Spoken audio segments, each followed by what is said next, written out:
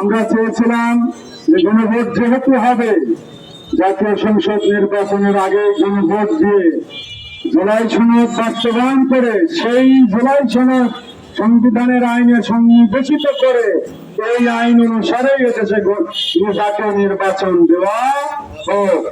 কিন্তু সরকার সেদিকে না যে সরকারের তাবেদার ভারতের তাবেদার বন্ধুদের কথা শুনে একই দিনে গণভোট নির্বাচন দিয়ে জাতিকে একটি চরম সংকটের দিকে নিয়ে যাচ্ছে।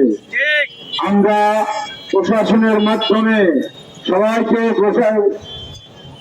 প্রধান উপদেষ্টা মন্দিরকে জানিয়ে দিতে চাই, আমাদের রাজবাড়ীবাসীর পক্ষ থেকে আমরা জাতীয় নির্বাচনের আগেই গণভোট দিতে হবে। রাজি আছেন আপনারা?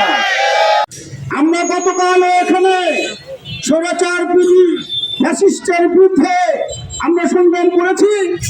এই ফ্যাসিস্ট সরকার লকডাউন দিয়েছিল, ভারতে বসে লকডাউন দিয়ে এদেশের জনগণকে, এদেশের মানুষকে অস্থির করতে চায়। আমরা ঘোষণা করতে চাই, যদি শক্তি থাকে বাংলাদেশে এসে লকডাউন দেয়। ওই কাপুরুষের মতন ভারতে বসে লকডাউনের কোন এদেশের মানুষ মানে না। আগামী দিনে যদি লকডাউন দেওয়া হয়, দেশ থেকে একেবারে সবাইকে বিতাড়িত করে দেওয়া হবে। কেন আমরা এই আন্দোলন করব? আমাদের দাবি 5 দফা। সেই 5 দফার অন্যতম হলো জুলাই সনদের আইনি ভিত্তি দেওয়া। এই জুলাই সনদের আইনি ভিত্তি দিতে হইলে আপনার জাতীয় সংসদ নির্বাচনের আগে গণভোট দিতে হবে।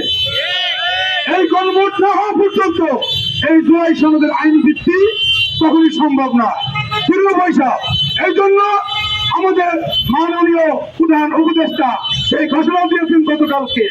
তিনি ঘোষণা দিয়েছেন একই দিনে জাতীয় সংসদ নির্বাচন এবং গণভোট এইটা এই দেশের জনগণের সাথে প্রতারণা করা হয়েছে। এই জন্য এই প্রতারণা এই দেশের জনগণ মেনে নেবে না। এই জন্য আমাদের দাবি জাতীয় সংসদ নির্বাচনের আগে গণভোট দিতে হবে, তা না হলে আমাদের আন্দোলন অব্যাহত থাকবে।